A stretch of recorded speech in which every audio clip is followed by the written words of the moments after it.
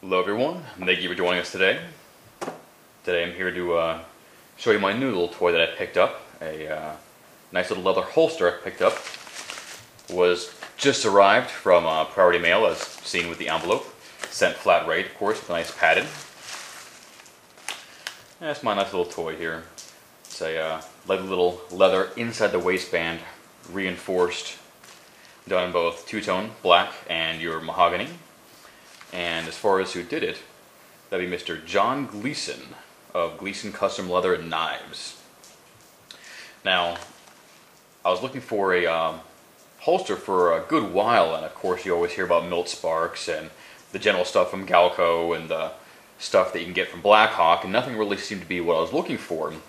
Of course I wanted something a little flexible, something that would actually be able to contour to the body without being one of the nylons that are very, very generic.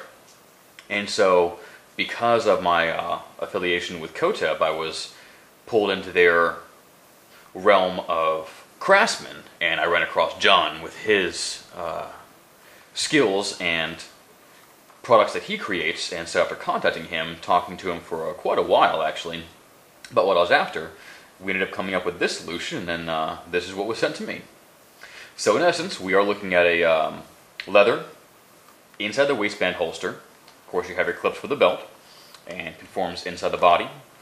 Reinforcement across the front to ensure that you are not having it collapse once you do pull your weapon from the holster. And like I did mention, I did get it in a two-tone finish.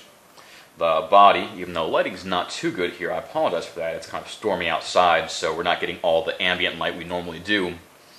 We have the mahogany or cherry or red, however you want to call it. I always thought it was more red than what actually it was, and when John said that the picture he sent to me originally was a almost looking like cherry, but wanted to correct, saying it was a good bit darker and was a true mahogany, now I can definitely see what he was mentioning, where it is quite a bit darker and very similar to the black. Of course, it is not identical. You can definitely see the difference in contrast in the colors, but it is much darker than what you would have thought.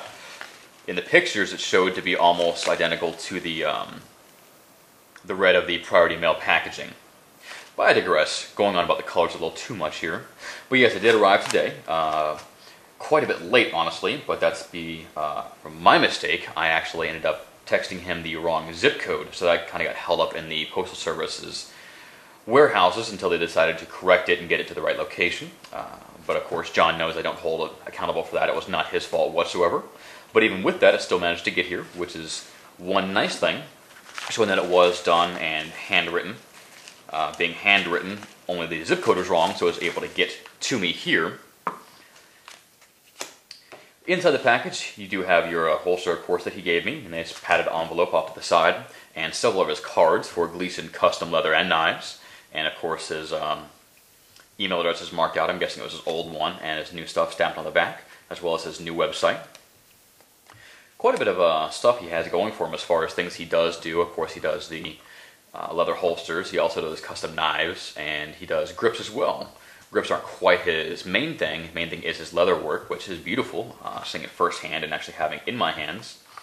So we'll go over that today, as that's what I actually ordered. Real quick follow-up, of course, this is a inside the waistband holster. Front's all finished and dyed prettily, and has the two-tone, the black and the mahogany, and has the clips front and rear for the 1 3/4 belt loops, which is going to work great for me. I actually picked up the 511 Tactical Operator belt, so I could use for this holster specifically. As far as the back, it is undyed. His reasoning for that is specifically so that it does not bleed off onto your skin or undershirt or what have you. And of course, everything is done hand stitching. He makes a big point about that. He's apparently been doing stitching for quite a long time, and is now applying that to his new leather goods he's been doing for roughly about a year now. You see we have two different screw holes on each side for his Chicago screws that hold in the clips in place. That's to get an adjustable cant. Looking at it straight up and down, you can indeed see that there is already a built-in cant. About 15 degrees is what he said, and if you want to bring the front clip to the higher position on the back, simply by unscrewing the front screw and putting it up in the higher hole, we'll drop the front down and cant it to set around 30 degrees. Or you can also put both of them up and drop it deeper into the pants, whichever you do prefer. As far as the overall looks and feel, it does feel very sturdy, very quality. It does have a give in it, which I was looking for because I'm hoping it'll conform to the side of my body. Right around the 3:30, maybe 4 o'clock position. I'll have to play with that to find out what I'm preferring.